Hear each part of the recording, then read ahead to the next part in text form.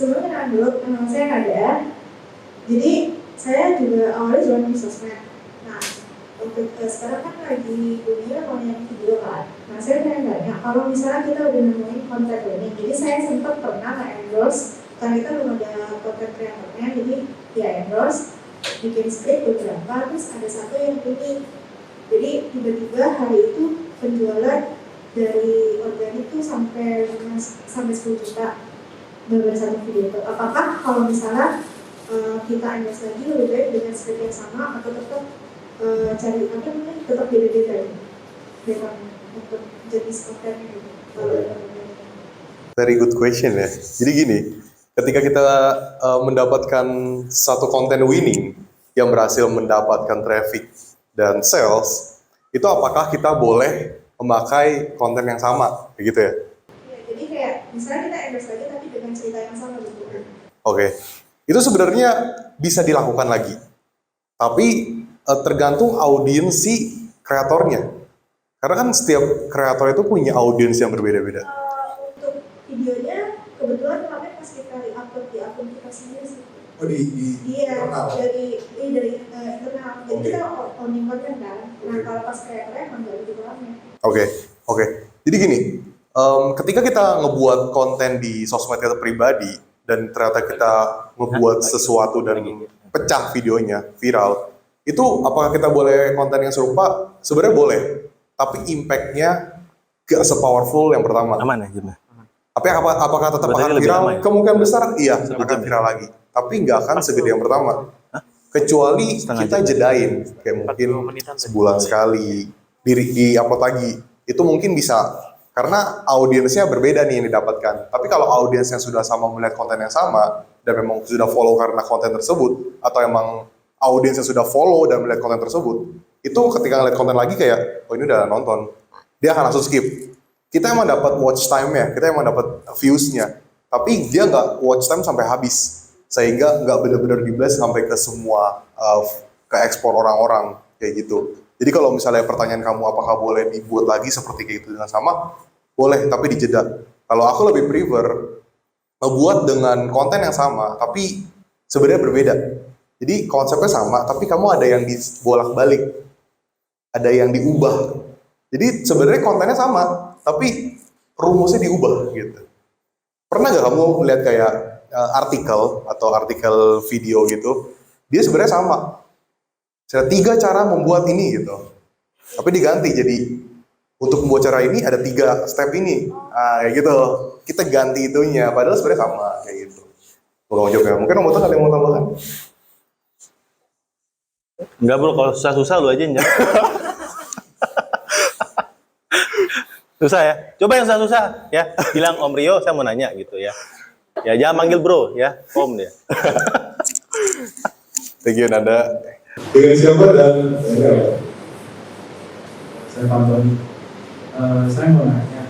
Jadi di marketplace kan banyak kategori ya, kayak fashion, makanan dan lain-lain. Lalu kalau kita searching interest yang kita mau di marketplace, misalnya kita searchingnya fashion, itu kan pasti banyak banget tuh. Dilihat dari banyaknya tuh promosinya semuanya sama, kayak bebas ongkir, lain-lainnya, diskonnya, coret harga atau apapun itu semuanya kita lihat tuh sama. Lalu yang membedakan di situ adalah harga biasanya. Harganya biasanya ada yang beda 1.000 dari kompetitor, ada yang beda 2.000, ada yang beda 10.000, ada macam-macam. Nah caranya ini gimana ya? Sebagai kita itu sebagai penjual itu biar bisa terpilih gitu oleh mata customer itu gimana ya? Karena melihat banyaknya persaingan, banyaknya promosi yang semuanya sama. Jadi saya sebagai customer itu ketika lihat, wah ini promo sama kayak toko sebelah, promonya juga ini juga sama cuma beda harganya doang, makin lama makin murah gitu. Ada yang lebih murah. Mungkin kalau orang Indonesia sih rata-rata cari yang paling murah ya gitu. Nah ini gimana nih cara menangin dari kompetitor yang ada di shop ini gimana gitu? Itu aja pertanyaan dari saya, terima kasih. Oke. Berarti untuk pertanyaan ini kan lebih tepatnya caranya kita memenangkan produk yang memang sudah ada di page awal, produknya sama-sama semua. Jadi silakan Om Botak. Kok nggak bisa? Kalau menjawabnya juga tergantung dari kebutuhan sih sebenarnya. Kan dirimu kan brand, ya kan? Kalau brand nambah pusing ya menurut saya. Ya kuatin aja brandnya lalu baru jualan. Ya mau sama kan namanya ya udah punya sebuah brand untuk suatu frozen produknya, harusnya nggak perlu terlalu lihat kanan kiri sih.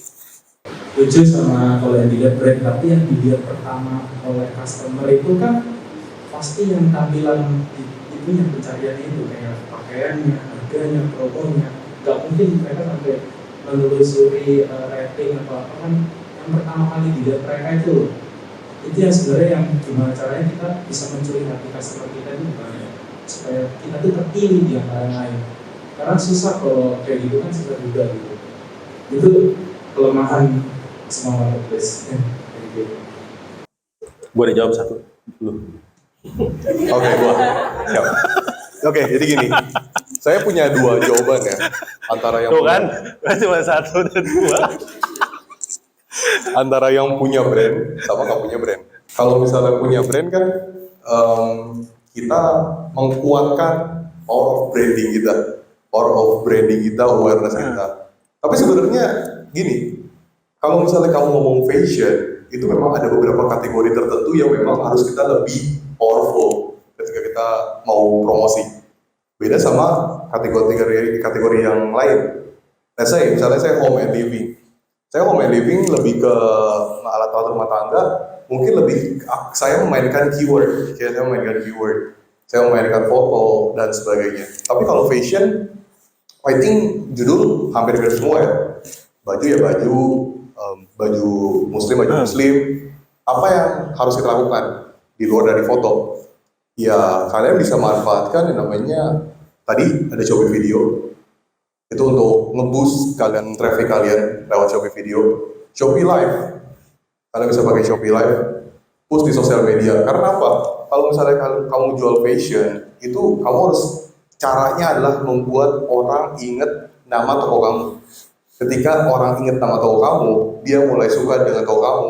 Dia akan melihat bahwa toko kamu tuh spesialisnya tuh di baju apa. Apakah kemeja kah? Kemeja yang kotak-kotak kah? Kayak botak kah outfitnya gitu. Nah itu ada spesialisnya. Jadi kalau misalnya fokus untuk ngegedein dari sisi branding, kita harus mikirin kayak marketing untuk membuat video atau foto dan sebagainya untuk dapetin audience traffic. Jadi kalau cuma memanfaatkan kayak cuma kita upload produk, apply untuk fashion, apa yang mau kita boost karena judul itu sama-sama baju, sama-sama kemeja. Foto oke lah, kalau foto mungkin masih bisa ini, tapi kalau seller baru how gitu. Kalau seller baru lebih tepatnya kita pushnya di sana. Karena Shopee Video kan bisa dibilang social link yang masih lagi heboh banget nih. Manfaatin, push. Sosial media short video lagi heboh banget, push dari sana. Dapetin jangan lupa namanya call to action. Kamu kan digital marketer tahu call to action dong. Call to action di mana kamu fokus untuk nih toko saya di sini. Selalu kasih kata-kata untuk ingetin mereka untuk belanja tuh di mana. Itu dari saya. Mungkin Om Botak mau tambahin, silakan. Ya setuju banget tadi. Setuju. Tadi kan ada waktu sesi Om Botak itu kan nanya kira-kira jam live itu enaknya jam berapa? Bahkan ketika ditanyain orang-orang pada bingung jam berapa ya? Ada jam 7 atau jam berapa? Ini sebenarnya live ini berpengaruh besar nggak sih gitu? Karena kalau kita berpikir live sekarang itu paling pengaruh itu yang di toko yang DT itulah gitu ya, toko DT itulah. Nah itu kan lebih berpengaruh juga gitu. Kalau di Shopee sih sejujurnya ya, ini saya netral. Maksudnya saya ini customer lagi pengen cari barang. Saya tuh kayak nggak keburu lah kalau buka live Shopee itu nggak ada waktu gitu. Mungkin saya bakal langsung searching apa yang saya mau. Nah, kalau tadi itu saya dengar dari Om Rio, itu kayak kita itu dialihkan ke live untuk mencari audiensnya gitu. Ini susah. Oke, saya tadi bisa jawab pertanyaan kamu. Teman-teman di sini ada artis idola? Artis idola? Ya misalnya saya fans Om Botak ya. Kalau Om Botak adalah artis Hollywood misalnya. Followernya lebih banyak, gue fans sama dia. Misalnya Om Botak ada di artis Hollywood, Om Botak live. Saya suka, saya nonton Om Botak dong. Iya. But how kamu jadi idolanya gitu? Jadi platform manapun yang kamu ada di sana, mereka akan ikutin kamu. That's how works-nya gimana gitu. Jadilah idola, jadilah konten kamu tuh yang menarik. Jadi audiens itu akan datang ke kamu dengan sendirinya. Jadi ketika kita create konten, memang ada konten, tapi ingat ada host, ada man di depan kameranya. Nah itu kita juga harus push di sananya. Jadi ada produk, konten, dan kitanya gitu. Nah itu yang diingetin kayak gitu. Jadi meskipun kamu pindah-pindah platform, tetap rame kayak gitu. Kalau dari gue sendiri sih, gue udah coba ya. Maksudnya, ini gue sharing apa yang gue coba ya. Toko kan mall kan, followernya 230.000 lebih sekarang. Live di Shopee dan live di platform yang TT itu, saya coba dua-duanya di Shopee lebih ramai. Tapi karena tokoku basicnya udah ada. Ya. Jadi ya menurutku sih setiap kita ini harus coba lah. Ya. Do what works for your store. If it doesn't work, ya try something else. Ya. Maksudnya yang kita sharing kalau dari saya sih ya, saya sharing berdasarkan pengalaman saya sendiri. Ya. Saya coba Shopee Live di video, Shopee Live bagus. Itu yang saya sharing tadi. Ya, saya udah coba, udah buktikan bagus. Ya. Karena langsung ngelink ke toko saya, dan toko saya di Shopee udah lumayan lah, maksudnya secara follower dan lain-lainnya. Ya, jadi silakan dicoba masing-masing ya. Kalau menurut saya sih Betul. saat ini Shopee Live lebih bagus. Karena gini, masing-masing seller kan punya datanya masing-masing kan. Masing-masing seller punya data, masing-masing seller punya campaign-nya sendiri. Jalanin yang works di kalian, tapi bukan berarti yang nggak works nggak di testing, bener dong. Iya. Kita harus testing semuanya dan lihat yang works di kalian tuh yang mana. Jadi kita sharing, tapi bukan berarti teman-teman harus ikutin banget yang punya kita gitu. Jangan. Tetap Apalagi harus gua. testing. Idola nih Hollywood.